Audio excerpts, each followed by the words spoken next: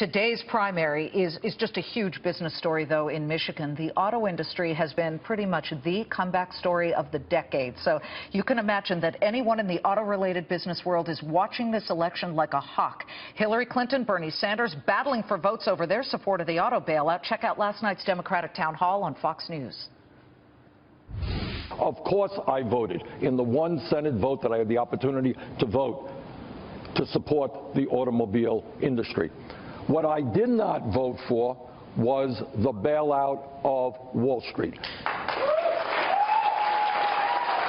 And that is essentially what Senator Clinton was talking about. She did vote for that.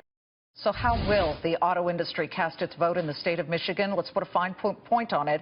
The economic impact is huge, $57 billion per year. Joining us now, Glenn Stevens. He's a VP at the Detroit Regional Chamber. He's also had more than 2.5 decades of experience working with and in various capacities across the auto industry. Great to have you, Glenn. And right off the bat, I need to ask you, what do the Michigan voters, and many of you are involved in the auto industry, need to hear from both sides? Well, first of all, Liz, welcome. Thank you for having me, and Sure. Greetings from the Motor City. What they want to hear, and what people in Michigan, this is our industry. It's a global epicenter for the automotive industry. We're leading the efforts in connected and autonomous vehicle research here in Michigan. So the people of Michigan, want the candidates to understand the impact that the industry has on their local economies and on the national economies. And that means that we have to understand the key issues. And that starts with education, making sure that we have the talent pipeline, but it also carries forward to trade and making sure that we have policy and regulation in trade and commerce that enables us to compete on a global basis. So, Glenn, is it a deal breaker, any candidate who would have been against the auto industry bailout?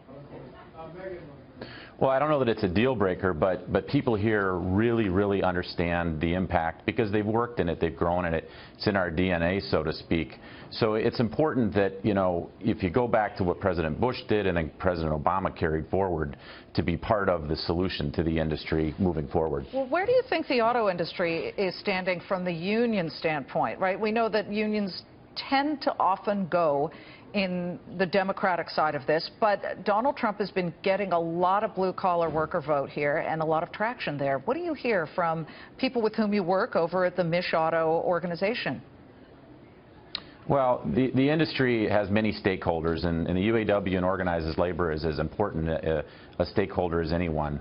So the voice of those different stakeholders is very important, and they, people vote on different lines and for different reasons. But Sure. We have 13 assembly plants here, and those plants are organized labor. They're very important to the economy here. So protecting and maintaining those jobs here is extremely important. At the same time, we need to be able to compete on a global basis. So, trade is an issue. and Okay, then let me protectionism. push you here. Donald Trump has said, I want to smack down trade and make sure that it's fair trade, but that means slapping all kinds of tariffs on things with Mexico. Look, Ford has a plant in Mexico. That's called the free market.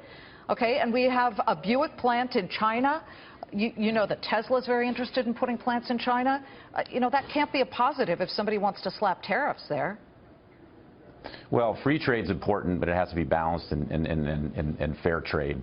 So having the proper free trade agreements with the right countries is extremely important. And frankly, that's one of the reasons Mexico has had growth. They've got a tremendous amount of free trade agreements with the rest of the world, almost twice as many as the United States. So they have the labor, they have the policy in place, and that's a big advantage they have versus our country. So it's important for us to be able to compete and to put those policies in place to be able to compete with those countries like that. Glenn, before we go, do you have a horse in this race? Anybody you're backing? Well, I voted this morning. I haven't picked a horse, but what I can tell you is that I'm looking personally for someone who's going to be that statesman or stateswoman who's going to be able to reach across the aisle and make things happen for the industry and for our economy for the long term. So that's my politically correct answer for you. Well, you know what? I'll take it. And it's respectful to say, I don't have to reveal that on national television, but I get it. I hear what you just said, though. I read between the lines. Glenn, great to see you. Thank you so much. Glenn Stevens. Thank you. Thanks for your time. Of MICHauto.